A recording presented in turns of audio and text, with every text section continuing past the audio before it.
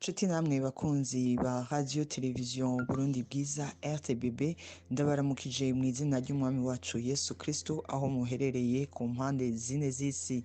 Ndabahaye ikaze mu kiganiro c'ijambo ry'Imana. Teme y'uyu munsi iravuga ngo faire son bilan.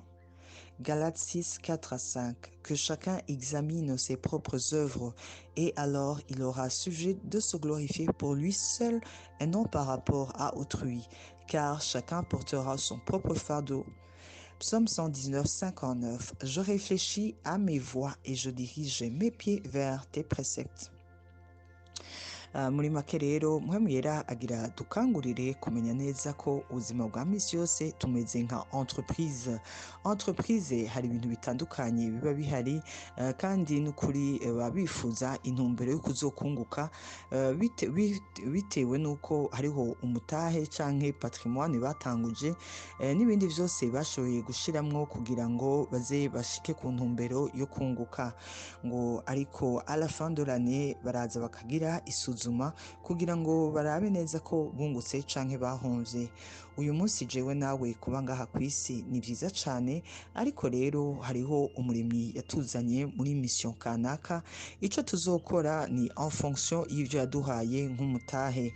Umutahe wa mbere rero dukwiye kuraba ni ibihimba vy'umubiri.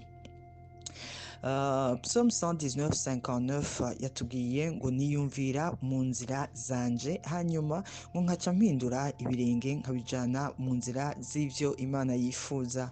Mwene data, duhereye ku karorero k'umwana w'icangazi Luc 15 kumanuka, ni umwe yashoboye kugira prise de conscience atevye, ku buryo ivyo bari yarahawe nka heritage. Twibukanye ko heritage nta numwe ayikorera, ahubwo ni kado bitewe nuko warayifise ayiguhaye. Twese rero ibihimba vy'umubiri dufise nivyo Imana yaduteye iteka tukavuka dukomeye, mugabo ico tuzobikoresha ni en rapport na mission inyegejwe mu ijambo ryayo. Duhereye ku maguru, Bibiliya iratubwira ngo harahiriwe ibirenge bizana ubutumwa bwiza. Mwene data, sinzi ibirometero umaze kugira canke imyaka umaze ngaha kw'isi, mbega uhora wibuka ko aho uja hose ukwiye gusuzuma ko harimwo inyungu z'Imana? Mbega uja kuremesha imitima y'abantu ukoresheje ibirenge vyashoboye kuhashika? Ni kenshi cane dufise ivyo dukora nk'amacourse, kumbure bimwe ni inyungu zacu canke z'imiryango, ariko umuremyi niwe yaguhaye ingabire y'amaguru, arafise ico akwiteze ko nk'umusaruro igihe uzovaho ngaha kw'isi. Icihutirwa ni uko wo kwibuka neza ko exercice comptable naho entreprise igira ku mwaka, ubwo wewe nabo waramaze kugira isuzuma ngo urabe imyaka ufise n'ivyo umaze gushikako mu gukoresheje ibirenge ujana ubutumwa bwiza. Ukaba utarabikora, ni wikubita agashi uhindukire. Amaso, Bibiliya iratubwiye neza ngo je réfléchis à mes voies et je dirige mes pieds.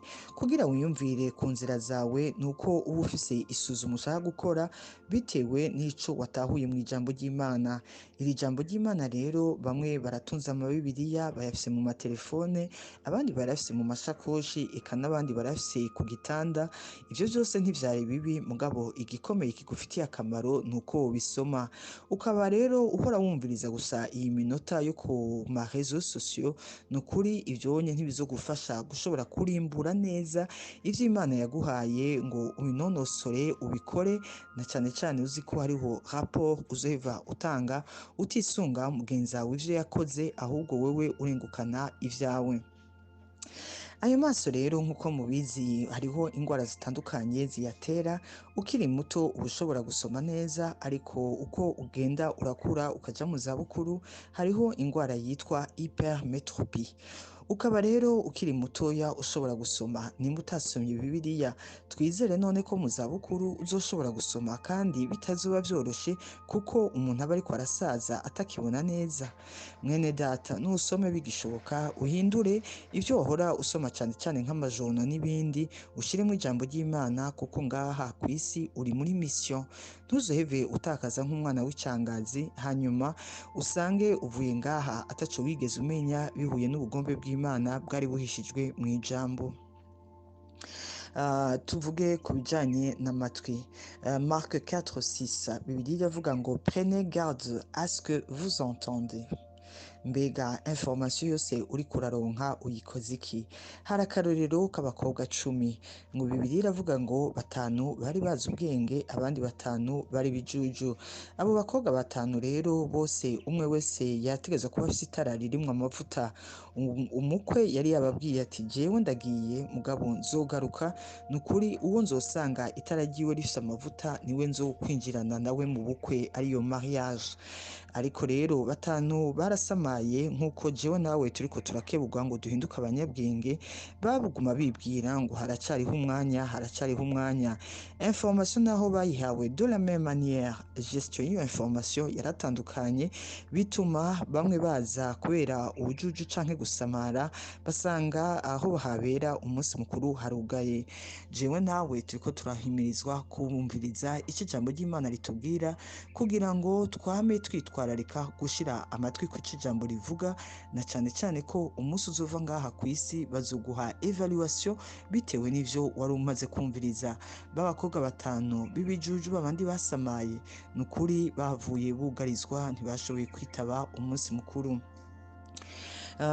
Ikindi ni umubiri wacu, ariyo Bibiliya iravuga ngo umubiri yacu ni ingoro ya mpwemu yera. Hari umukobwa yashoboye gusamara na wene, yafatiwe mu cyaha cy'ubusambanyi, ariko rero nk'uko icyaha twese tubizi, uwufashwe niwe babita umunyabyaha, uwundi nawe ukumva umenga yambitswe izera. Icyaha cy'ubusambanyi gikorwa n'abantu babiri, ariko uyu munsi bazanye umukobwa gusa. Uyu munsi jewe nawe suko uri umunyabyaha, ahubwo nuko Imana iri kurakubwira ngo hari igihe nzokubaza umubiri wawe uco wawukoresheje, na cyane cyane ko ari ingoro yanje. Mwene data, nugerageze umubiri wawe uwubahishe icyo ijambo ry'Imana rivuga, na cyane cyane ko Imana ibikwifuriza kuroranirwa. Hariho indwara zitandukanye, abadoktori bakaguha imiti, nutritioniste bakaguhanura, ariko hariho benshi babirenga ko hanyuma bakazosamara gushika naho bamaze kugera kwa muganga, abagenzi batandukanye batakiza kubaraba, akaja atangura kuregreta ati iyo menya. Uyu munsi rero nitwikubita agashi, bamwe ntimuzorinde gufungwa bitewe n'amakosa umubiri wanyu yabakoresheje. Eka n'ukuri umubiri Imana yawuduhaye ukwiye, mugabo ico tuzowukoza igihe twosamara nk'uko aba babiri basamaye, turashobora kugwa mu kaga, bikazozana amarira n'umubabaro mu muryango no mu buzima bwa misi yose. Ndabashimiye cyane rero mwe mwashoboye gukurikirana iki kiganiro. Ndabibutsa yuko mpwemu yera yiteguye kudushoboza gukurikira ibindi byinshi cyane, biciye kuri uyu muhora dukorera kuri radio televiziyo Burundi Bwiza, ku mihora itandukanye ya Facebook, WhatsApp, eka na Instagram, aho hose na YouTube turahakorera. Mubishoboye mwiyaboneshe, ibindi byiza birahishijwe kuzoza aratwitabira. Murashobora kugira sabone